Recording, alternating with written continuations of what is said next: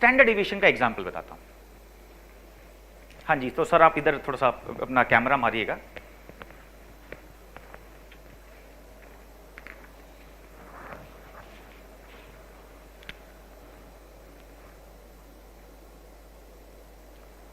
एक स्टूडेंट है जी ए और एक स्टूडेंट है बी।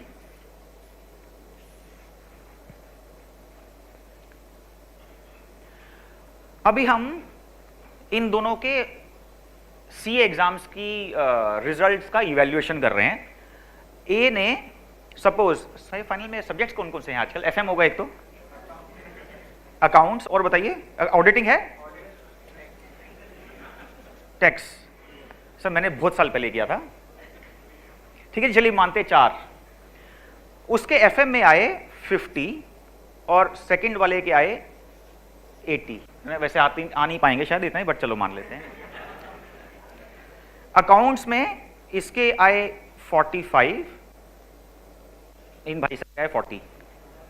फिर ऑडिट में 42 और इधर 70। टैक्स में तो आ जाते हैं ना नंबर, के नहीं आते हैं? आ जाते हैं। तो ये बेचारा तो फिर भी 49 ही ला पाया। नहीं लेकिन पास नहीं हो पाएगा ना फिर, ये पास भी तो कराना है, पास भी करना है। चलिए 60 कर दें। अब मान लीजिए ना कि इंस्टीट्यूट ने 40% कर दिया पास के लिए, वैसे नहीं होगा जो भी है, मतलब ठीक है। और इसके आए 40। आप कॉन्सेप्ट समझिए, मतलब टेक्निकल में क्यों जाते हैं, ठीक है जी। और मान लेते हैं कि समहाउ दोनों की परसेंटेज सिमिलर आई। ज्यादा स्कोर्स में वेरिएशन किसके में है? बी के स्कोर्स में ज्यादा वेरिएशन है, एक कंसिस्टेंट है, राइट। और मान लेते हैं कि दोनों के स्कोर्स इस तरह से थे, प्लस माइनस करने के बाद जब ने एवरेज निकाली ऑलमोस्ट सेम थी। हम जब बिजनेस डिसीजंस लेते हैं तो हम ये नहीं बोलते कि क्योंकि दोनों की एवरेज सेम है, अब ये मान के चलते हैं ये दोनों स्टूडेंट बन गए हमारे सेल्स मैनेजर्स, ठीक है जी। और इनकी 4 हमने इनको सिटीज दी थी इंक्लूडिंग अहमदाबाद की, तुम इन चारों में जाके माल बेच के आओ हमारा। तो मिस्टर ए ने किसी एक जगह 60 यूनिट बेचे, कहीं 45 बेचे, कहीं 42 वगैरह वगैरह। दूसरे ने एक में 80 बेचे, एक में 40, एक में 60। मतलब सेकंड वाला जो हमारा सेल्स मैनेजर है उसकी परफॉर्मेंस क्या है? फ्लक्चुएटिंग। लेकिन दोनों का, चारों स्टेट्स का हम टोटल कर लें, चारों सिटी में दोनों ने जो माल बेचा सब मिला के ऑलमोस्ट सेम है दोनों का।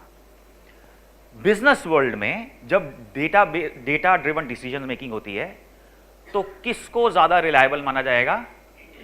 ए को। ये आपने अपनी नेकेड आई से इसलिए देख लिया क्योंकि छोटा सा ही डेटा सेट था।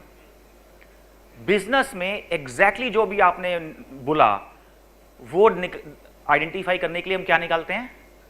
Standard deviation. तो इस केस में स्टैंडर्ड डेविएशन ज्यादा किसका है? स्टैंडर्ड डेविएशन का हिंदी में बताऊं मतलब? मीन से डिफरेंस, एवरेज डिफरेंस। जो अपना मीन है उसका, मीन दोनों का सपोज मान लेते हैं, लेट्स प्रिज्यूम है कि दोनों का मीन है 50, मीन एवरेज दोनों का मान लेते हैं 50 एवरेज है। किसकी परफॉर्मेंस, इन दोनों में से किसकी परफॉर्मेंस बहुत ज्यादा फ्लक्चुएट कर रही है as compare to mean? B की। तो जो हम इसका स्टैंडर्ड डेविएशन निकालेंगे, स्टैंडर्ड डेविएशन, तो स्टैंडर्ड डेविएशन हायर किसका आएगा? बी का।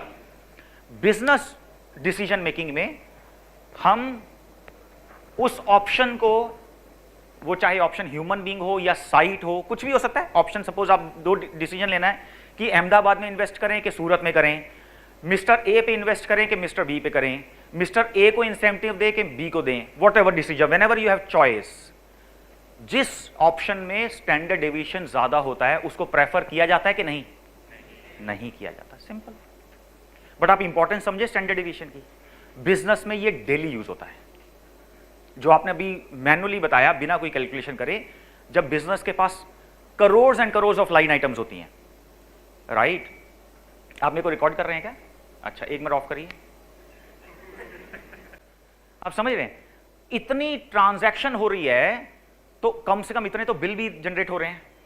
जब इतने बिल जनरेट हो रहे हैं तो आप एक्सेल में तो डाउनलोड ही नहीं कर सकते उसको, 10 लाख की तो लिमिट है, और 10 लाख तक तो आप यूज भी नहीं कर सकते, वो हैंग हो जाएगा, आप कुछ भी उसमें फिल्टर भी लगाओगे तो भी नहीं चलेगा, राइट। तो जब इतना डेटा है वो भी 1 महीने का, तो आपको पाइथन ये सब चीज़ों पे डिपेंडेंट होना ही पड़ता है, या एसक्यूएल में भी कोई मेरे टीम मेंबर्स चला लेते हैं।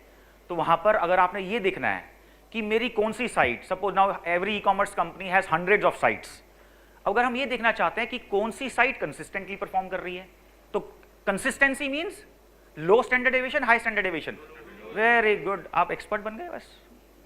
आप getting my point? Standard deviation is so important concept, consistency means low standard deviation.